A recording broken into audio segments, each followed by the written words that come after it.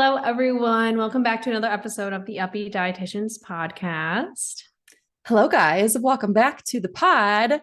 Today, we are doing something new. This is going to be our very first edition of predicting diet and wellness culture trends for next year, so 2024. So we both made our own individual lists of the trends that we're predicting. I thought we could alternate, I say a trend, you say a trend. We've got a pretty hefty list, and these are all just speculation, although they are based on, of course, what we already know about diet and wellness culture. So a lot of them kind of stem from current things, as you might notice. Yeah. So it's still be kind of fun to look back and be like, oh, how did we do? Yeah. I wonder if we should do a looking back episode, at the end of the year. I think that'd be fun. Yeah. Like a review, it's like Spotify Wrapped, but yes. Yes, we can do wellness culture wrapped. Please. Okay, write this down. All right, hold on. I'm writing down our thing. Okay. All right. So future us don't when we see this, we're like, what the heck does this mean? I know, we're gonna have to listen back to this next year. Yeah. Okay. What do you say? I have a few more, so I'm going to go first if you don't start. mind. Okay. Yeah. The very first one's kind of boring, not to make you guys click away from this episode. It's very exciting, I promise. But this first one really isn't anything too crazy, but I think there is going to finally be the demonization of protein. We've had our anti-carb, our anti-fat back in the 90s and before. I think it's finally going to be protein's time. I mean, there is a current subgroup of people, the raw vegans, who they don't really demonize protein. They just say that we don't really need much. And of course, we have the opposite spectrum where it's just 2 grams per pound of body weight per day. So yeah, I think we're going to finally have the middle ground, or no, even more so than the raw vegans, where it's no protein. Your body can create it on its own by breaking down your muscle mass. You don't even need muscle mass. Basically, ketosis, but with protein is my prediction. Yeah, it's about time. It's about time that macronutrient gets demonized. We're due for the carbs have been demonized for many, many years now. It's time for the switch to happen for the people to turn on the next macronutrient, and protein's going to be it. I think so too. I think if not protein, maybe fat will have its moment again, the low fat diet. I feel like those two might just kind of go back and forth for all eternity. I'm trying to think of what people will be eating. Will they be putting butter on their celery? Ew, God. I know. And it's tricky because even fruits and veggies have a little bit of protein in there. It's going to be a hard one to make happen. We'll see how people approach the challenge. Oh, there will be supplements involved for sure. Yes, absolutely. Yeah. Just straight glucose and triglycerides into the bloodstream. You see shakes being made. Oh, that'd be weird. Because right now, carbo shakes fat. Are, of course. It'll be carbo fat. We need to trademark these things. Write that down too. These are ours now. We're actually starting all these trends right here. We're not projecting. Yeah. We are the trends. This is a slippery slope. Someone's listening to us and taking our ideas. So we should patent all these. This will be recorded so we can always sue and say on this day, in this episode, we said this. Yeah. Well, I think my first one kind of goes along with what you were starting to say. I think mine is, I think there's going to be an uprising in meal replacement supplements and pills, where it's essentially an appetite suppressant, but it's an all your meal in one. So not the one. Meal replacement shakes. It's going to be literally a pill that will, because people always do say I wish there was a pill I could just take instead of eating, usually from a disordered mindset. So yeah. That's a good one to say. I think that definitely will be a thing. Not going to be third-party tested. We'll throw that out there. It'll be something that magically has all of your carbs and fat and your veggies and your fiber and no protein, because that's what the trend will be in 2024. It's going to be like a massive glucose tablet, basically. Yep. Yep. That's what I think. Huh. I bet that tastes nasty if you chew it. Oh, Hopefully yeah. it's small enough to be swallowed whole, or else it's going to be disgusting. He'll probably be like a huge horse pill, and they'll do different color. They'll say like different colors mean different things, but they're all going to be the same. Different fruits and veggies. I Mhm. bet you have to like have like a schedule where like Monday is orange, Tuesday is red. If not this upcoming year, I think that will become a thing eventually because it's been talked about for so long, sort of Yeah. jokingly, but also not. There's a market for it. So Yeah. someone's going to make money. Hmm. And then we're going to tell you to eat food. Yeah, you guys already know our response to that. So there's no use in us doing an episode. Just our answer now to this epidemic. Just eat Yeah, food. please. My next one I'm very excited about. Rhubarb is going to have a moment. Sort of like cottage cheese had its moment in 2023. Rhubarb is going to be like the it girl of the summer in 2024. I can see that happening. It's like an obscure enough vegetable that like I feel like people aren't using it that often. Yeah. I could It's see kind it of being like the cool, I don't know. I can't think of words today, which is unfortunate being a podcast co-host. It's going to be like the cool, unspoken, like queen, I guess, is the yeah, word I'm not thinking of, but I'm going to say. yeah. I could see like rhubarb like cookies or like Mhm. rhubarb like eggs or something. It's just Rhubarb eggs. I guess they do have like pickled like beet eggs. Those are really good. yeah. My grandma used to grow rhubarb and we would always have rhubarb pie, and that was really good. Love rhubarb pie. So good. So good. I hope it has a moment now.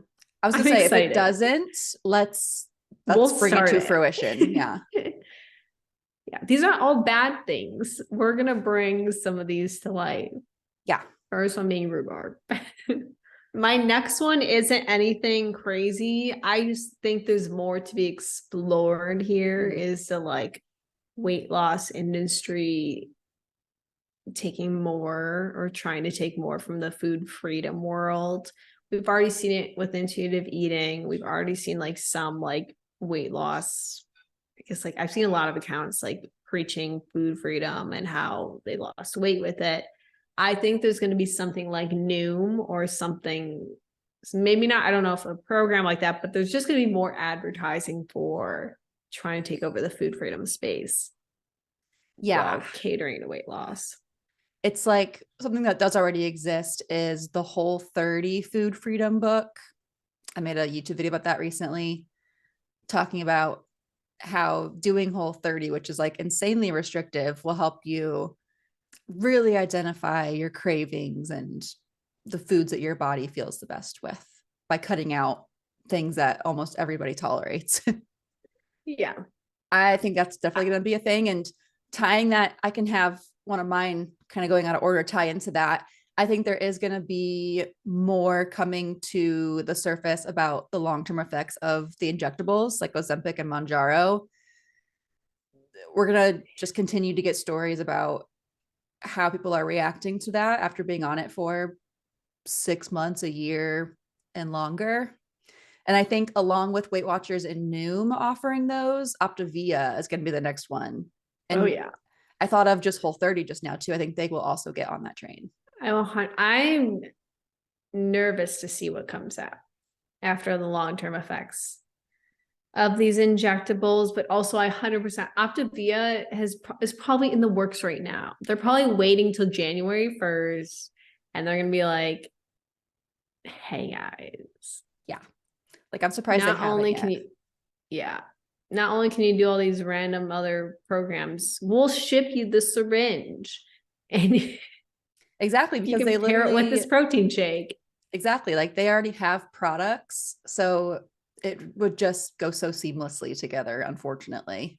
Well, yeah, that one I feel like does go along with yours because I also think Mhm. that these drugs, these weight loss meds will continue to try to take over that like intuitive eating non-diet language, like use Ozempic to improve your relationship with food, which is already happening. That's already something that is being verbalized.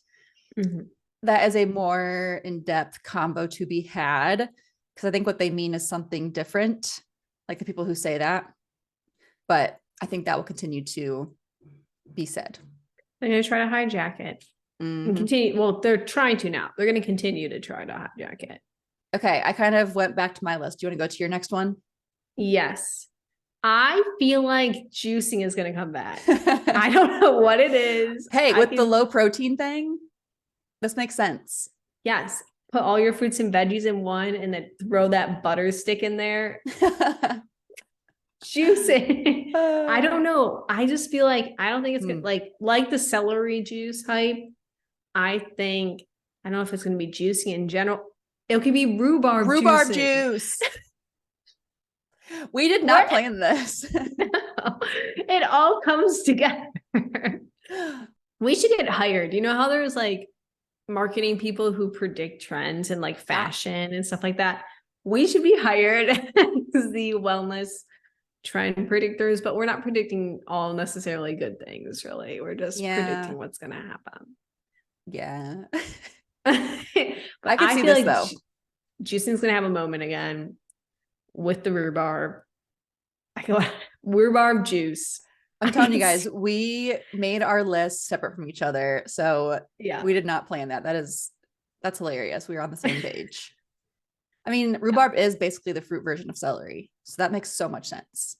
But I feel like rhubarb's so much better. Oh yeah, celery sucks. Everyone knows that we hate celery. We've made that very clear since literally day one. Yeah. Oh my gosh. And of course they'll be like, cures cancer, decreases appetite, real meal replacement, drink it with your meal replacement pill. I bet they will have a rhubarb version of your pill. That'll be like Thursday is rhubarb. Oh man. I am like literally, I can see, we talked about how we have like internal dialogues and pictures and stuff before. I'm like literally visualizing what these like logos are going to look like right now with like the rhubarb and the colors of rhubarb. Yeah. I can just see it. Ooh, they could do a rainbow. So that way it'd be like antioxidant focused. You get all your different colors, phytonutrients. And then we need to patent this. Someone's going to steal this. I know.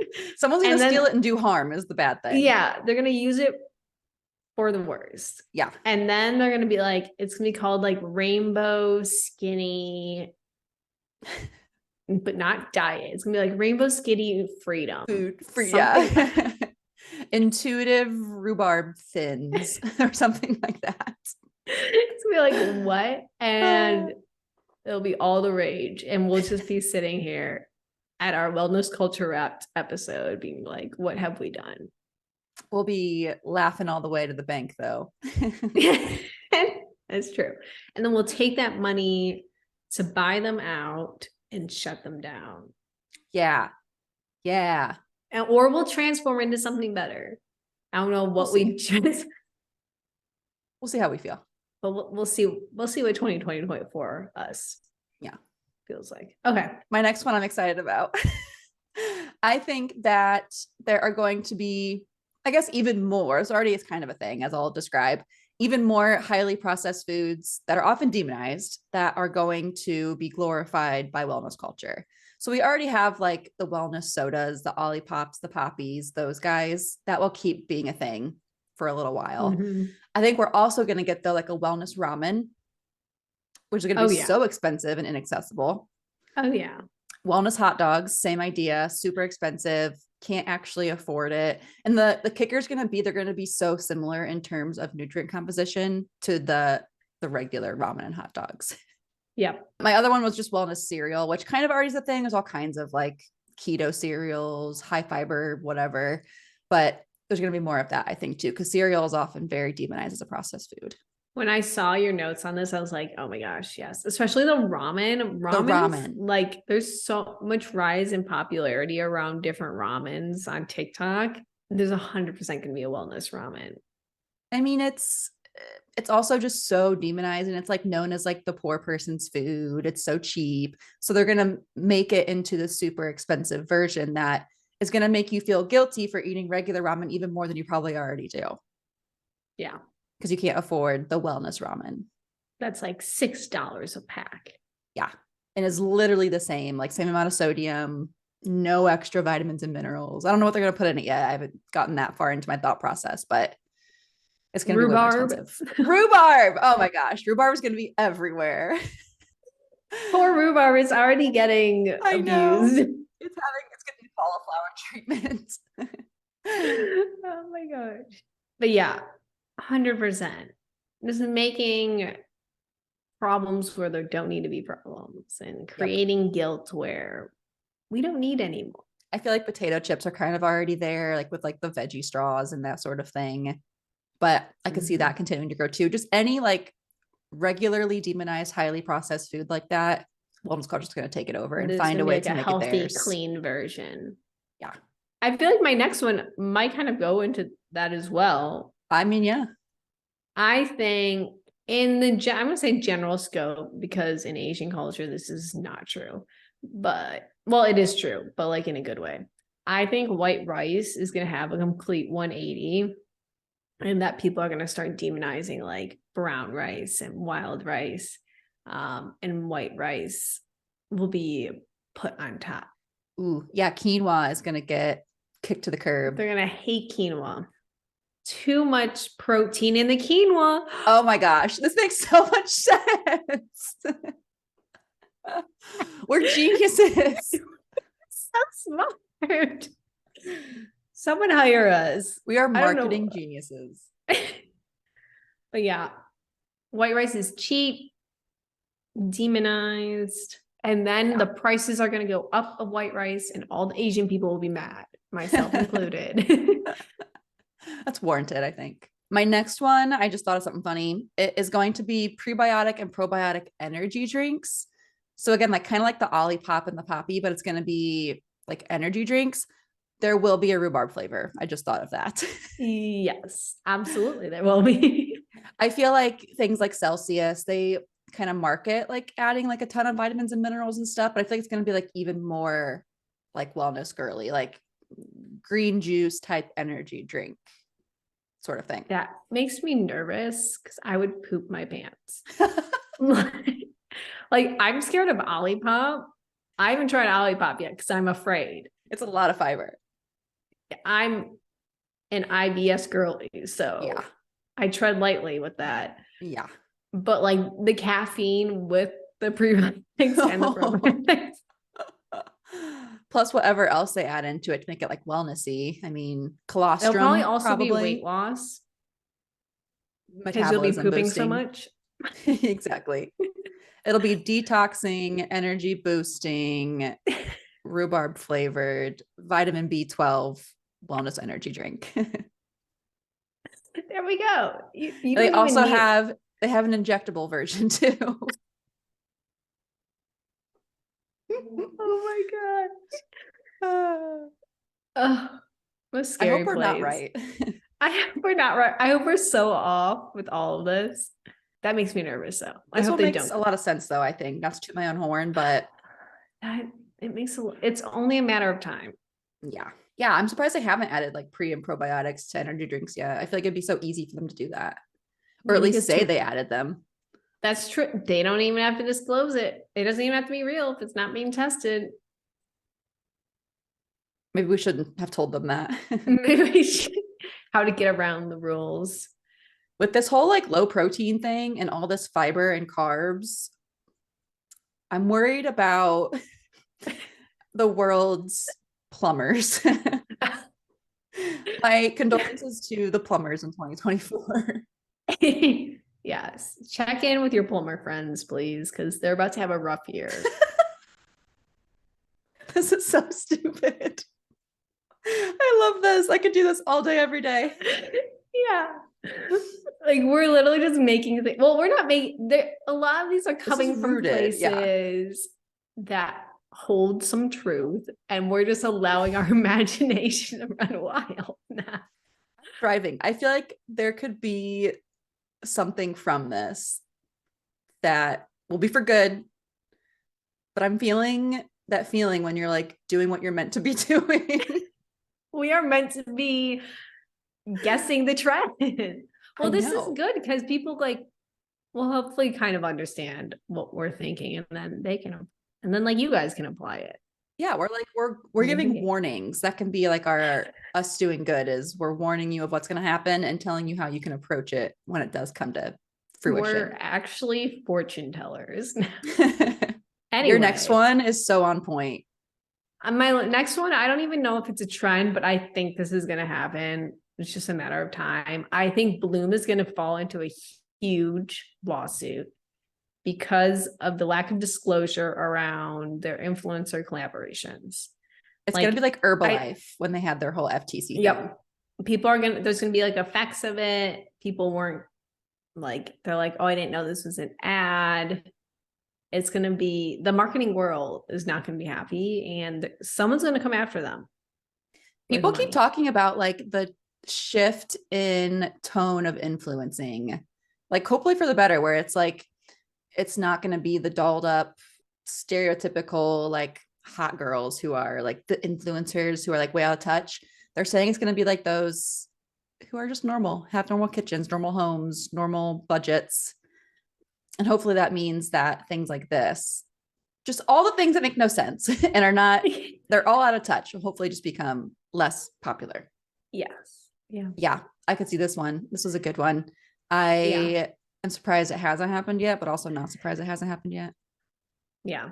I'm feeling like we're close to breaking news. I work with brands pretty frequently, and they make such a big, like the brands I choose to work with make such a big deal about like all the different rules we have to follow. And we have to do like multiple rounds of like checks of like our captions that we submit. And we have to have like ad on our video somewhere now for the FTC guidelines. Like, how has this not gotten in trouble yet? It's crazy.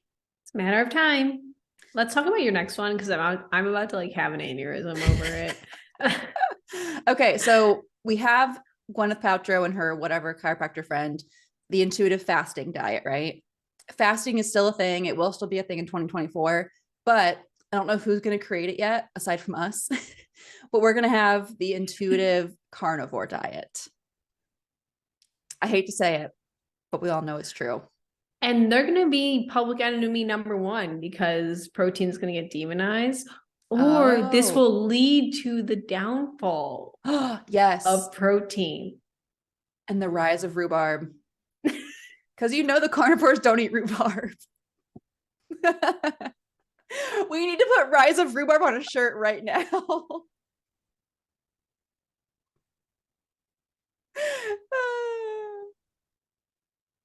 We're so unserious. I am making, if rhubarb does not become a thing because of social media, like we're making it a thing. We're going to start it. We're starting it right here. Recorded on December 18th, 2023. This is coming out, I think, maybe a couple days after the 1st of January. We're predicting this. We are the trendsetter if the trend does not get started already. Yep. Yeah, they're going to be like, do you think it's going to be like more like, I don't even know, like what, eat your protein when you feel like you want to eat your protein. They're going to use it sort of like how intuitive fasting, I think what they say is like by fasting, you're able to like listen to your body better. So by doing carnivore, you're no longer eating that junk that is like messing up your appetite cues. You're just eating what our ancestors ate. You will tune back into your body so hard. Rise of rhubarb. I can't get over that. We are going to have an episode titled Rise of Rhubarb in 2024. I can just feel it. And we're going to just list different ways to use rhubarb. And that's it. It's all going to be part 2 to this, actually. We need to get on this now because it's going to be a summertime thing is when rhubarb's in season. And if we want to be on SEO's good terms, we need to get our rhubarb content going now. All right. We're going to start dropping the hints.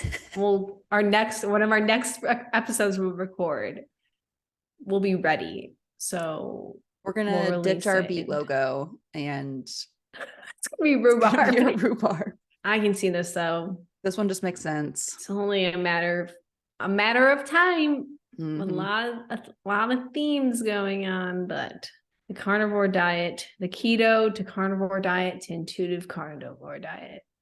What will become next? I was gonna say, we already have intuitive fasting. We have Whole30 food freedom. Like, it just makes sense that carnivore would be next, sadly. Okay, I have two more. These two are more like foodie versus like wellness culture. I think as millennials are getting older and more involved and like more in charge of big food companies, like as the boomers are retiring, we're becoming people in charge.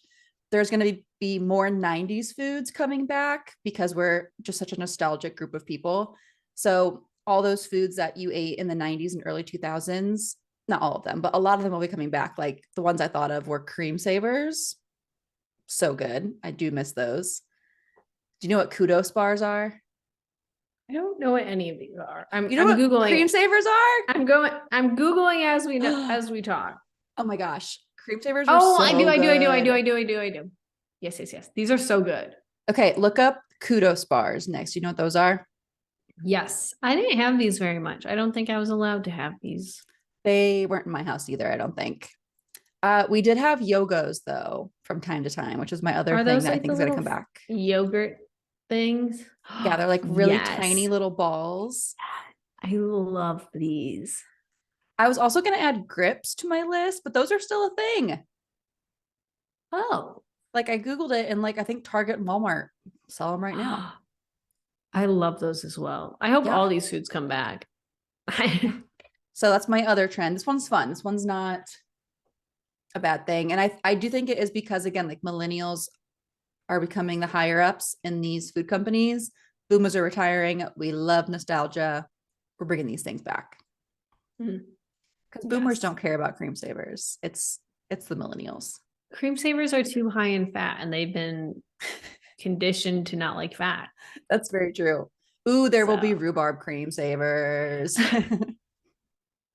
There'll be rhubarb yogos.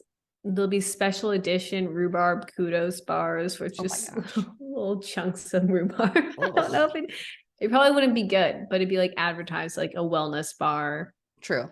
A processed food that wellness culture is going high in carb, high in fat. Ooh, these are all high in carbs, so that's good. Or at least mostly carbs. I don't know if I'd say they're high in carbs. Okay. Well, my last one, maybe a little off the wall, but I think there's going to be like very seemingly random influencer food collabs. So I'm talking like Kim Kardashian with Kraft mac and cheese, Chris Olsen from TikTok with Quaker oatmeal, like people with no relation to food promoting these foods and like collabing with them. And that's on brand of your processed foods coming to light that are more accessible and cheaper. And then all the people will buy this, the prices will go up and they won't be as accessible. Or watch Kraft mac and cheese partner with Kim Kardashian to make like a wellness mac and cheese. With rhubarb. With rhubarb. Okay, there will be a rhubarb oatmeal though. Kind of like the apple cinnamon, but good. Rhubarb. That'd be good. No, but yeah, I could definitely see Kim like making her little mac and cheese at home. It'll just have some green food coloring. It'll be the exact same otherwise.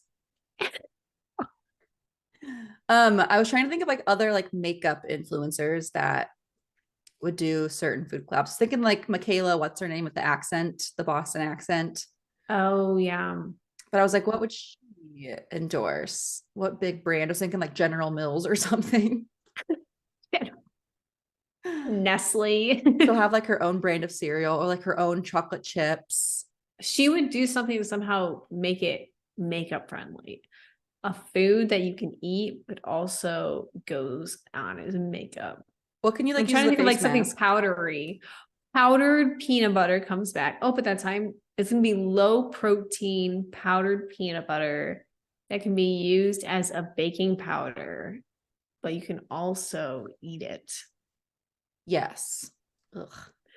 I don't know why they have to eat it and use it as makeup. Also, that's the route I felt. I wonder if it can really be powdered if it's just fat. Can that be a thing?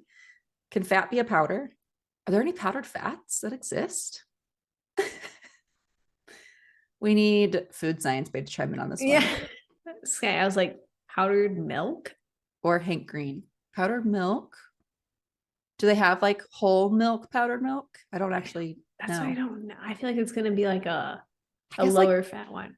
baby formula, like they have fat in that, right? Mhm.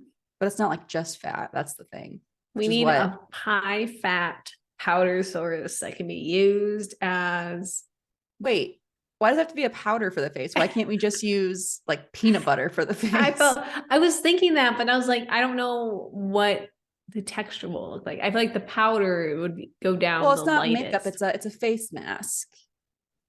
Oh, I was thinking makeup. Okay, now I But see the what you're face saying. mask would make more sense. That might be a little bit more doable. Yeah, A yeah. I don't know if. butter face mask, Oh boy, my pores would be screaming. rhubarb butter face.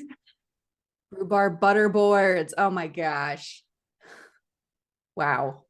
We've really come full circle. Yeah. Well, that's the end of our Well, list. I we'll feel like we've check in. accomplished a lot today. We'll see when we want to do our review. Maybe around the time Spotify Wraps come out. So that way it's like not at the end of the year. Cause then we'll have our naughty or nice series. We're just setting ourselves up for a nice schedule now. And our 2025 predictions. We got to get out by Yep. by the new year. Yeah. So tune back in 9 to 10 months for when we review whether or not we were right I hope about any we of these. were for some of these, but not others. If It'll be intuitive carnivore interesting. becomes a thing, I might change professions. I might need to take a break and go into the mountains and touch some grass. Maybe you'll see Liver King there. Oh, gosh, I hope not. I'll run away then. Yeah. Well, thanks for tuning in. Happy New Year. Yeah. Happy New Year. Happy holidays. Make sure you subscribe to our YouTube channel so you can see our lovely faces and see us talking about all of this. Tune into our bonus question. We're going to be talking about our goals for 2024, and it'll be so fun. Bye, guys. Bye. Thank you so much for tuning in on this episode of the Up-Beet Dietitians with your hosts, Emily Krause and Hannah Thompson. We appreciate you all so much for continuing to support us. In order to support us and sustain the success of this podcast, please subscribe and leave a rating and review. If you'd like to provide us feedback for future episodes and guest stars, follow us on Instagram at the Up-Beet Dietitians. Lastly, you can show us support by providing a monthly donation using the link at the end of our bio. Once again, thank you so much for listening today, and stay tuned next Wednesday for a new episode. Until then, we hope you have a wonderful rest of your week.